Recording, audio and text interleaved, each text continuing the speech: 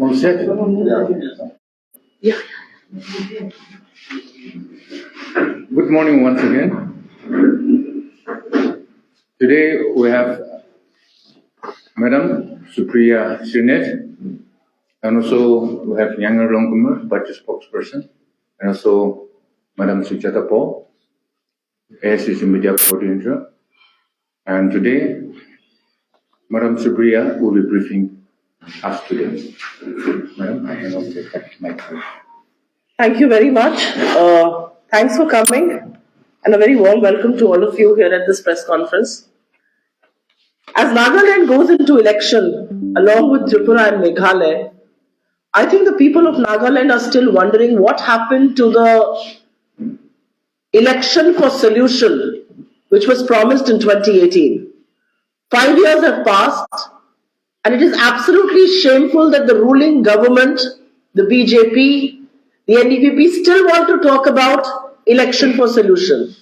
You had an election for solution that you promised, and it has turned out to be a colossal jumla, because 5 years after being in government, you go to people with a report card and ask them for their votes. You tell what have you done, and then people assess and vote for you or vote against you. But 5 years later, to come back to an electoral process with the same promise that you had made in 2018, it tells you about the colossal jumlas of the BJP. I will first begin about development, because the alleged double engine ki sarkar, like they keep saying, want us to believe that Nagaland has seen unprecedented development. Actually, it's to the contrary. And you know this better than me, because some of you who belong to this place, you have to just step outside of Dimapur or the Kohima-Dimapur highway to see how languishing other parts of the state on development are. It ridicules the government and the BJP's claim of development. And just to clarify, maybe the BJP believes that development of the Chief Minister, his multiple buildings, his infrastructure, his resort, is development of the state. No, it is not. Because as far as development is concerned, Nagaland not just languishes behind many Indian states, it's one of the worst performing in the northeast region, according to the government's arm, Niti Aayog's own data. And just to say a word before I move forward and bust further claims of development, there was an ED case against the associates of the Chief Minister. Not a squeak. We do not know what happened to that case, and which is why we say there's a washing machine of the BJP. You get into that washing machine, you come out squeaky clean. And that's what has happened. One doesn't know what happened to those charges. They were rampant charges of corruption. But I want to show you this picture. This is from one of your newspapers, and because some of it may be competition, I'll hold it. This is a picture of the BJP president, state president, Mr. Imna along with the party in charge here, Mr. Nalin Kohli.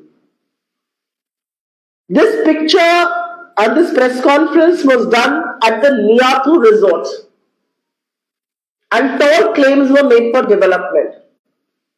Maybe the BJP wrongly believes that building of resorts for their party leaders is development.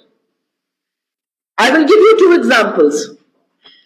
A drive from Mariani to Mokochang, which should ideally take 2.5 hours, takes 6 hours.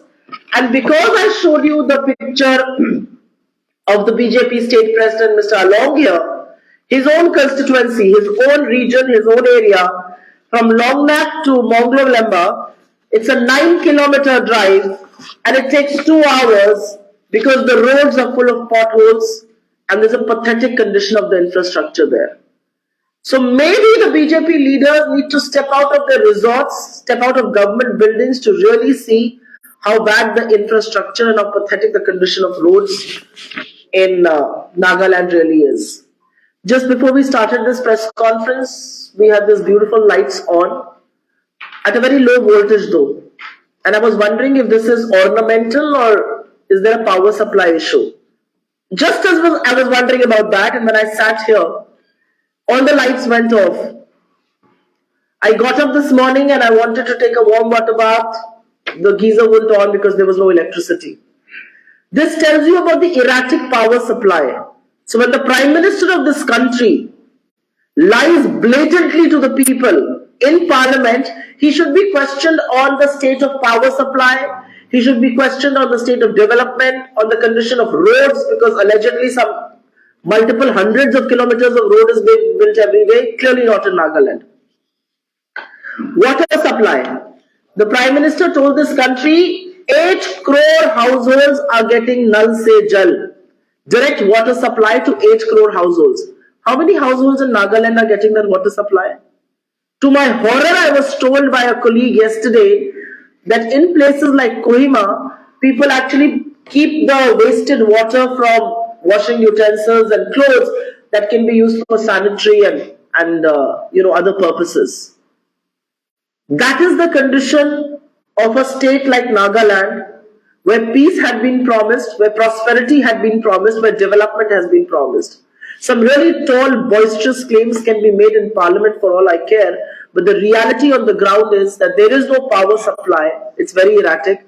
And water, after 75 years of independence, Amrit Kal, there is no water in the taps of Nagaland. Giving one tap in a village actually disputes your claims of Nal Se Jal. This development is particularly telling for the eastern part of Nagaland, and which is why there are multiple demands that are coming up. They're all before the people of the state, and they'll have to decide what they want to do with this. But the reason eastern Nagaland has not developed is because some of the tallest BJP leaders don't come from there. The BJP leaders develop themselves, they develop their area, but they will never develop anything outside of that. And which is why one of the key promises that we are making to eastern Nagaland is a mini secretariat in Tuensang, because I think that's a long-standing demand. This will ensure development comes through its very multiple effects. There is a spiral effect of a mini secretariat. It builds infrastructure, it gets development. One of our key promises to the people of Nagaland is to fulfill that promise. I have already spoken about the Niti Aayog report, and this is not our data, this is not data that the opposition collects, this is data that the government collects. Niti Aayog is an arm of the government, and Niti Aayog has declared Nagaland one of the worst performing as far as poverty is concerned, health is concerned, well-being is concerned, and infrastructure is concerned. So the multiple planes that land from here, from Delhi, to make the tall claims, you just simply have to show them the Niti Aayog report and question them on the double-engine claims. I want to spend just a minute before I move to my promises to talk about the youth, because much like the rest of the country, Nagaland is brimming with youth, with aspirations, with hope for a better, brighter future. What they get in turn is high levels of unemployment. Every household in Nagaland has a sports person. There is no access to world-class sporting facilities or great stadiums, or for that matter, good coaches. And this is something that we would really want to look into, because a sporting nation or a sporting state like Nagaland, these aspirations have to be met. Our key priorities, and I'm highlighting just very few of them here. There is a manifesto that has already been launched, and you've seen mostly what we are saying on various issues. But the key focus areas for us is going to be to increase the old age pension scheme to 3,000 per month, building of a mini secretariat in Tuensang, full and timely payment of Manrega, interest-free loans for higher education, clean drinking water to every household, unlike the claims made on the ground, in Parliament, real impact on the ground. Compulsory vocational training for the youth after their HSLC, and a review of the old age pension. The reason why we are doing this is because of multiple of our states, whether it's Rajasthan, Chhattisgarh or Himachal Pradesh, have fulfilled the promise. There are government servants who've served honestly and sincerely, and they would want the old pension scheme to be reviewed. So for now, we are promising a review of the old pension scheme. I think the time has come from Nagaland to seek answers, to make those accountable who are in power, and to give us a chance so that we can actually lay the foundation for development, we can lay the foundation for growth, and most of all, we can lay the foundation which will preserve and let the culture of Nagaland bloom instead of imposing a one shade, one culture on the people of this country. Happy to take your questions. I would prefer Sumoto first. Any questions that you have on development or any of that, happy to take those. Yeah, the BJP on its previous press conference has alleged that the Congress is focused on allegations while the BJP is focused more on the achievements. So would you like to say something to that? So I believe the press conference was done at the 5-star Niatu Resort. So is that your achievement? Is that development for the state? I think that's a very valid question to ask. As a responsible opposition, it is our duty to raise questions. It is our duty to hold the government accountable. It is our duty to put them in the dock for the people of Nagaland and to raise allegations. And if you have done anything meaningful in the last 5 years, then respond to those allegations. But you cannot. You can only make empty slogans like election for solution, and 5 years later you come back again and talk about election for solution. Is that your big achievement? A colossal jumla. Is your big achievement the fact that there's rampant corruption in your government? Is your big achievement the fact that it takes 6 hours to traverse a road which should take you 2 hours? Is your big achievement the fact that people of Nagaland mostly do not have clean drinking water in their pipelines? What is your big achievement? You've been now in government for 5 years. It's time for you to talk about what you have done and seek votes. You are instead talking about everything that doesn't matter. So it is our job to raise those allegations. It is your duty to respond to them. And sitting at Niatu Resort is a good way to respond to them because that is where we see development. We don't see development for the common people of Nagaland. Even though the Congress has no MLAs, why didn't the party raise these issues in the last 5 years? Why did not the party?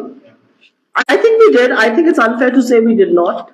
But I think elections is a good time to remind people of who they elected and what have they done and assess those people. So can I be blamed for raising those issues? I cannot be. People of Nagaland reposed their faith and dutifully elected a government 5 years back. I don't dispute that election. I think people bought into what the BJP was promising them, what BJP's partners were promising them. There is no dispute with that. 5 years later, as a responsible opposition, it is my duty to tell people this number 1, 2, 3, 4, 5, 6, 10 promises were made. What has happened to those 10 promises? I don't think anybody can reverse that fact. Okay, so yesterday the Union Minister of the State, John Barla, State Minority John Barla, he stated he urged everyone to follow the Modi's slogan, Sabka Vikas, Sabka Saath, the slogan. So what is your say on that? I saw that statement and I think newspapers have widely reported on that statement. I just have a counter question for the minister and for his government. You come to Nagaland and you make the tall claim that leaders of your party have gone to convents and missionary schools. Very good. I went to one as well, and one of the best in the country, if I may say so, Loreto. But why does your government in Uttar Pradesh or in Madhya Pradesh not stop or hold the goons who break the statues of our Lord Jesus Christ? Why are priests attacked? Why are nuns attacked in Karnataka where you are in government? How can people break the statue of Jesus Christ on Christmas Day in Madhya Pradesh and get away with it? Minorities, including Christian minorities, are attacked all over the country. The BJP doesn't say a word on it. When you come to Nagaland, you want to tell people that we went to missionary schools. Those missionary schools taught you some very good things. And one of the things was to maintain peace, to have brotherhood, to have bonhomie. So it's good for you to come here and say that. We are very glad that some of them went to missionary schools. They clearly did not learn a thing there. Because if they did, they would be striving for peace, they would be striving for bonhomie, they would be striving for brotherhood, they would strive to, to share and to care. That clearly doesn't happen. So it's very good they went to the schools. They learned nothing, and it is very hypocritical of you to come here and make those claims. But in governments and in states where you are in power, why do Christian minorities suffer? What are the consequences that somebody faces when he breaks the statue of Jesus Christ in Madhya Pradesh or in Uttar Pradesh? Zilch, none. I come from those states. So I think the BJP should, you can't say something in Nagaland and do exactly the opposite in a state where you are in power. At least walk the talk. At least practice what you're preaching. I think the people of Nagaland are an educated bunch. They understand what the BJP promised. They understand the tall claims being made this time around. I also think this annihilation, this attack on culture of minorities, of tribals, of Dalits, it's a very concerted effort to paint this country with one ideology, one color, one norm. But I think India is a beautiful bouquet with such diversity. Any other questions? How far the Congress has been able to take these issues to the grassroots? I am fairly confident that we have. I think our people are working hard in this election. I think the fact that the BJP has had to do a press conference to say that we are doing press conferences means that we are raising issues and responsible journalists like you are perhaps taking them to the ground level. The fact that the BJP has had to talk about Nal Se Jal is because we are raising those concerns. The fact that they're talking about the alleged quote-unquote achievements is because we know that the road is infested with potholes. So I think we're taking the issues to the people, but ultimately it is for the people to decide, and quite frankly it is the people who are suffering in this role. So let us not belittle the intelligence or the capability of the people to judge who they voted for and what have they achieved or done. Any other questions? Can we wrap? Yeah, I think we're done. Any more? No, I think we're done. Would you also like to say something on the status of women in the legislative assembly? I certainly would. As being a woman, it is to my greatest horror actually, and I think Nagaland is a beautiful place. Some of my closest friends while I was studying at university were from Nagaland. My roommate was from here, so I know people and I know what beautiful people they are. But to my greatest horror, I was very shocked to find out that Nagaland has not had an elected woman representative in the assembly. And I think you need to take this message, you feisty women, you need to be elected, you need to come to the assembly. We've given tickets to women candidates this time, and I hope they'll be able to make their mark. 75 years after independence and half your population has no representation in the assembly speaks volumes about how entrenched patriarchy is. And I really think that I hope and I wish to see women being elected to the assembly. And I also feel it has a lot to do with affirmative action, and which is why one of the things that my leader Rahul Gandhi says is that the one thing he's willing to lend unconditional support to the Modi government is 33% reservation for women. The government has now been in power for 9 years. They've had group majority. They don't speak a word about it. Look at what affirmative action did to the panchayats, to the local governance. 1/3 of your representatives are women because of that affirmative action. Why can the government not come forward and talk about 33% reservation? You will see a sea change in the number of women who can come together. Done. Thank you. Thanks a lot.